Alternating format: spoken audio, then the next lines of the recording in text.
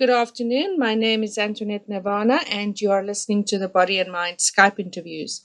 Body and Mind is your online health and wellness directory for professionals. And today we are speaking to Eva from the Crystal Deva gift shop. Good afternoon, Eva. How are you doing?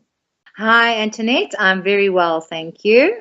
And so, Eva, I think the first thing that I would like to know is always how did people get on, yourself get onto working with crystals? How far back is that that you started playing with them and then eventually, getting to have your own shop. So give me a little bit of background as to how you got onto crystals.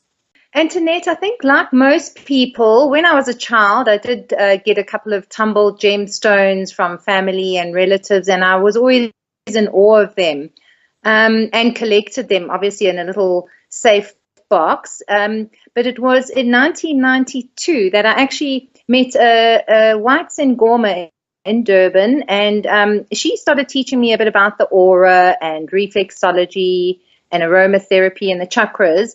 And one of the things she taught me or opened me up to was the power of crystals. And from the first moment she started speaking about them and describing the wonderful healing properties and the gentle vibrations that they emitted, I was in love. At the time, I was working as a graphic artist in an advertising agency.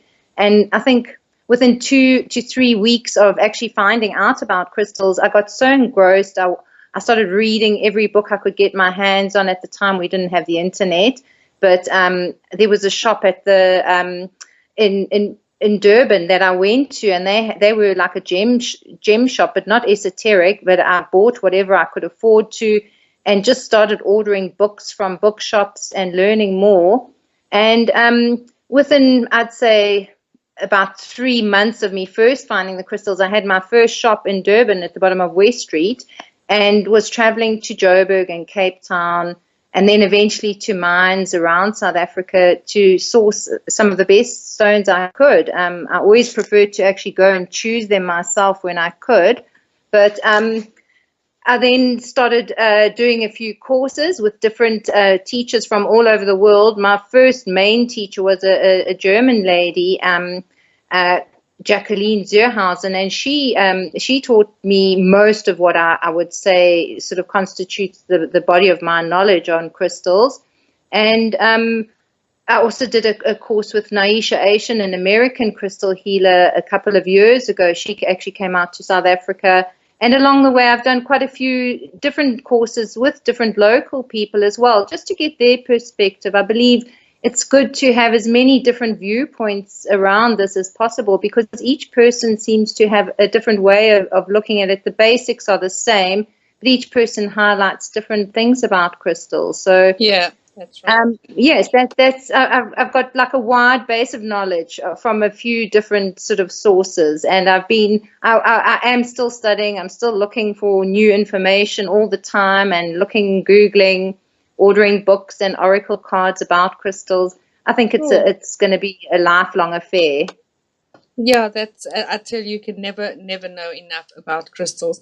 Now to explain to the skeptics and the people who still learning about crystals, how is it that a stone can heal and how is it that we use it and what what evidence and I'm not asking for scientific evidence as such, but how does that work? How do we pick up a stone from the ground and say this is going to help me with my headaches or, healing in any way? Could you give us a little bit of detail about that? Yes, definitely can. Well, the basic premise, especially according to how I feel, is that each different stone, gemstone, or crystal in creation has a different molecular structure. The thing is with crystals is that their molecular structure is very stable, whereas with human beings and living animals, we constantly fluctuating. We're mainly water, very fluid, emotional, hormonal. There's lots of ups and downs all the time, and things change. One moment we can be as happy as anything, and the next moment we see something, and our whole life sort of falls apart. So the thing is, a stone will never change like that. It doesn't fluctuate. It fluctuates. It always is what it is. And when you start looking at the human body and breaking it down into its different components, each organ has a different molecular structure. Different areas of the body are influenced by different adrenal glands and things like that. So we're changing all the time. Once you introduce a gemstone or a crystal into your auric field that with a constant stable molecular structure, and keep it near wherever you are that you need healing, that molecular signature of the gemstone will be introduced into your energy field and will sort of almost act as like a template for your body to align with. Because it's not going to change, your body will be changing and should eventually, if you put the effort in and if you open to it, should eventually align with the gemstone structure and then become more balanced and stable in itself. Great. Wow, that's quite an explanation. And Eva, and then how would I know, how do I choose my crystal? What is the advice that you can give a person who just really is starting on using crystals, and how, what is the best way to advise them to choose a crystal or crystals for themselves? Antoinette, look, as you've seen, I've done the market where we met in Durban, and I've got a wide selection of colors and textures and shapes always available. Whenever I go anywhere with my crystals, I like to have a large selection. There are books that people read, and you can get guidance like from online programs. There are questionnaires that you can answer that will help you find a crystal that would be suitable for you and any sort of particular problems that you're going through. But I've found over the years, it's been over 25 years now that I've been working with stones, and most of that time I have been selling stones to the general public. And without a doubt, people come in and ask me for advice, and I'll say, look, I can give you advice. We'll look at books. But I generally like people to just quieten down. I always ask ladies to put their handbags down, breathe gently, and just sort of try and relax, and then look at the variety of colors and textures and shapes available, and find something that resonates. And usually, even the smallest child will sort of gravitate towards a particular stone. And I'd say at least 9 times out of 10, if we look into the properties described by the people, the authors that write the books about crystals, the person that has chosen it will be bowled over by the fact that they've chosen, without thinking about it or consciously, exactly the stone that suits their needs. So Exactly. It's pretty much an intuitive thing. People will know what they need if they sort of let down their guard. Their higher self will guide them. But there are charts and books available for people that don't want to make those decisions. And as an introduction to crystals, often people will come in and just choose a stone that brings them love or happiness, or possibly helping studies and exams and things like that. So that's right. Generally people should go for the stone that they choose instinctively. Well, I've always believed that a crystal chooses you. We always think that we choose the crystal, but it always chooses you. And I also think, and I also think that really a nice way to start is to start with the 7 basic chakra colors, and working with them as you start onto this healing journey with crystals, is to use the 7 basic chakra colors and then start from that point. That's been one of my stable selling points over the years, Antoinette. I've made up chakra kits. In fact, it's one of my biggest sellers is chakra kits. Like I make up a set with 9 stones. So there's the 7 chakra colors plus the clear quartz and a rose quartz for love and energy to add to chakras. So, and I sell lots of chakra jewelry. It's definitely a way to introduce a harmonizing effect into your space almost immediately by having all 7 gemstones around. Yes, no, absolutely. Well, I myself love crystals as well and work with them a lot. So I'm just very excited to talking to you. And Yes. so, where can people get hold of you? Can they buy online as well if they are not in your area? What is your details, and how can people purchase crystals from you? Yes, definitely. Look, I've got a bid or buy site. It doesn't have much stuff on it because the crystals are constantly changing, and I find it quite hard to keep up with all the intricacies of sort of listing them online.